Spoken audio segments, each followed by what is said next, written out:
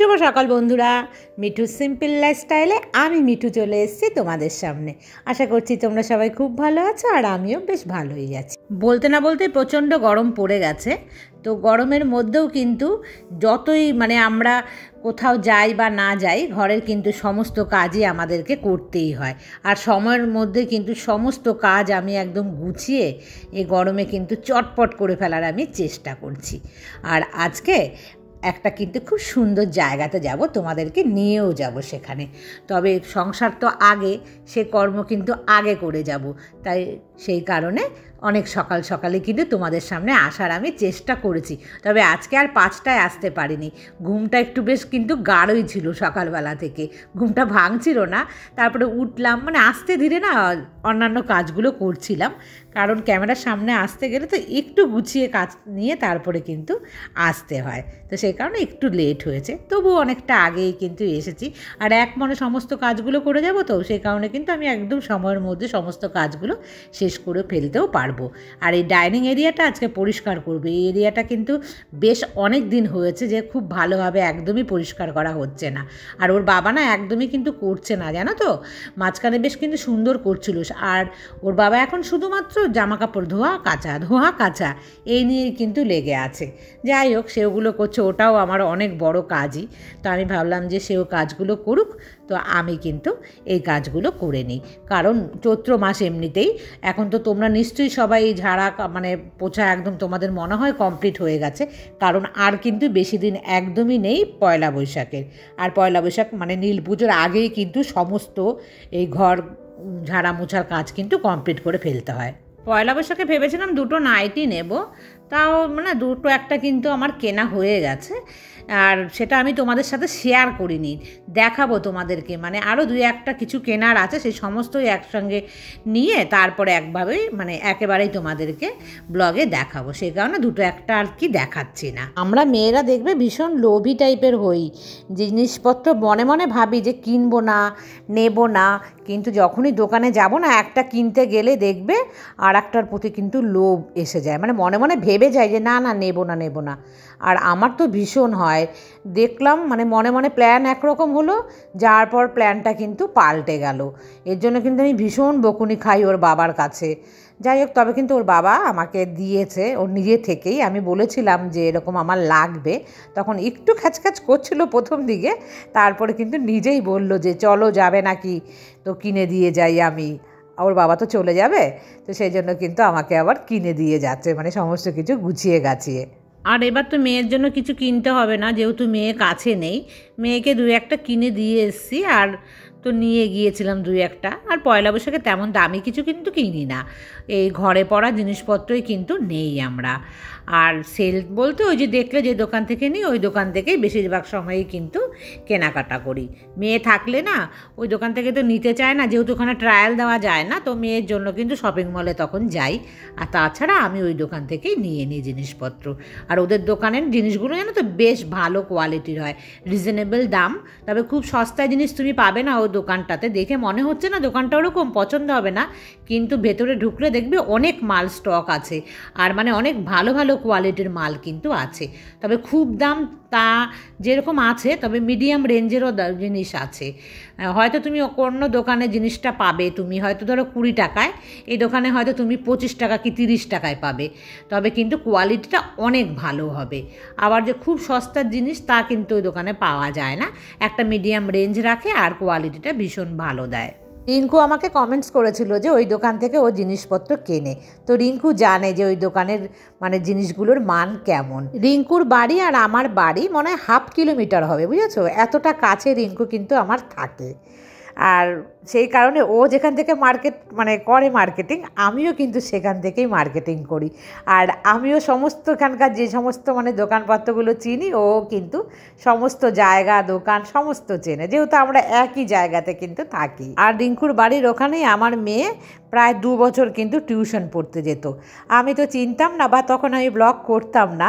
আমি যখন মেয়েকে ওখানে নিয়ে যেতাম স্কুটি করে, কিন্তু সব সময় যদি জানা থাকতো তাহলে কিন্তু ওর বাড়িতে একবার আমি ঢু মারতাম।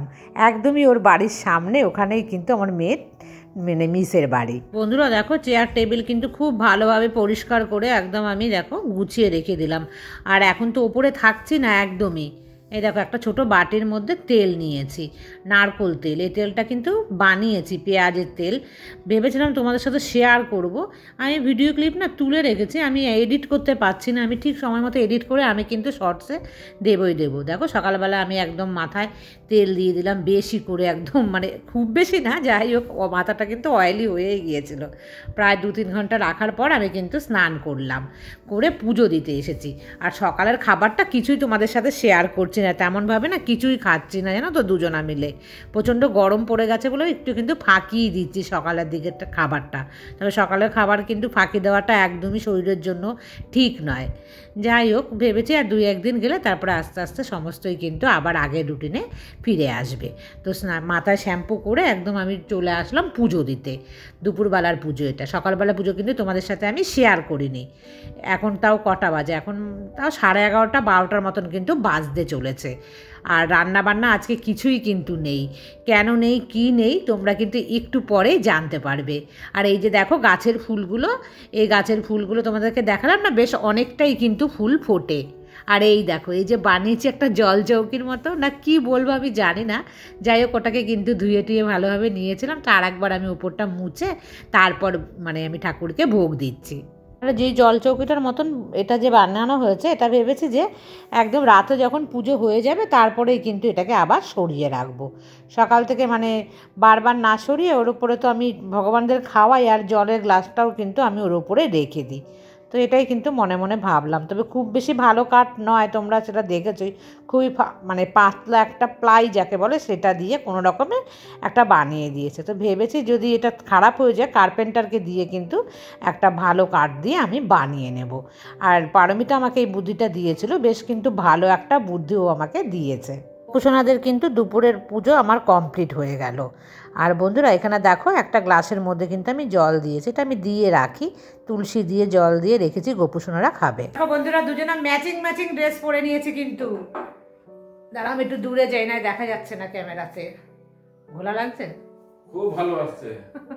এই দেখো আমিও গ্রিন পরেছি, ও গ্রিন পরেছে। তবে কোনো প্ল্যান করে কিন্তু পরিনি আমরা কেউ।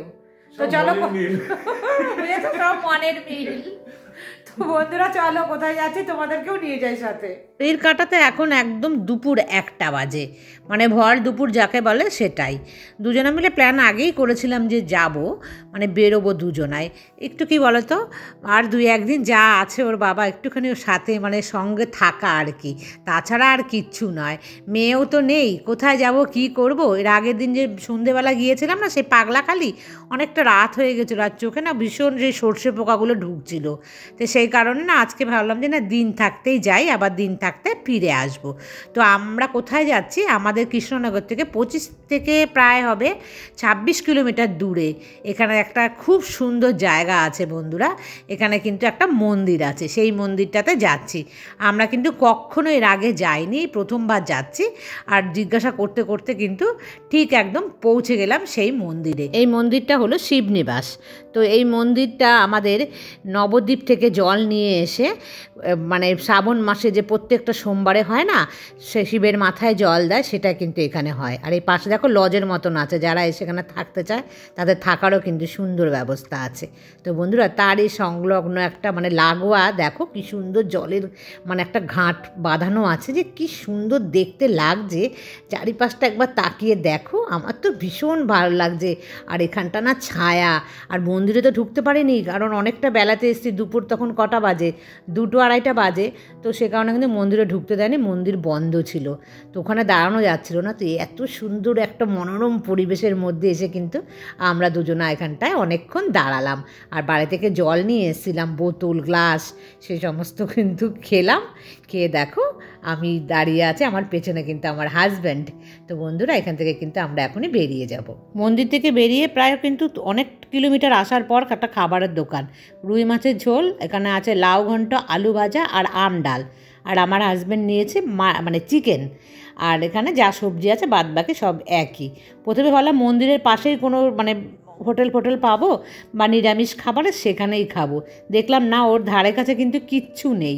তো যাই হোক, কিছু করার নেই, একদম রাস্তার ফুটপাতের পাশে যে দোকান পেলাম ওই একটাই পেয়েছি, সেটাতেই কিন্তু খেয়ে বাড়ি যাচ্ছি। কারণ এত বেলাতে যদি বাড়ি ফিরি রান্না করার কিন্তু আর কোনো ইচ্ছে থাকবে না, বা সেদ্ধ ভাত করেও খেতে ইচ্ছে করবে না, কারণ তখন মোটামুটি 3টে বেজে গিয়েছিল, বাড়ি আস্তে আস্তে 4:30 মতন বেজে যাবে, আর এখন 4:30 কিন্তু বাজে। আর বন্ধুরা, ওর বাবা না স্কুলটাকে পরিষ্কার করছে, মানে মুছে নিচ্ছে ধুলো লেগেছে বলে।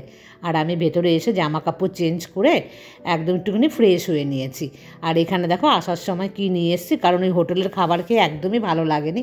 লাউ ঘন্টটা খুব ভালো ছিল, আর মাছের ঝোলটা মানে একেবারে যা বলবো আর কি। যাই হোক, দেখো আসার সময় কি নিয়ে এসেছি, এখানে এনেছে পান্তুয়া, আর এটার মধ্যে আছে মিষ্টি দই। আমার হাজব্যান্ডের কিন্তু ভীষণ প্রিয় মিষ্টি দই, তবে আমার যে সাদা দই যেহেতু ওর পছন্দ, সে কারণে কিন্তু ওর জন্য নিয়েছি। কারণ আমি মনে করলে তো সাদা দই খেতেই পারবো, ও তো খেতে পারবে না ওখানে। আর ওখানে এরকম আমাদের বাঙালির মতন এত সুন্দর কিন্তু মানে দই কোথাও পাওয়া যায় না। তো বন্ধুরা, আজকের মতন এই পর্যন্ত, দেখা হবে নেক্সট ব্লগে। টাটা।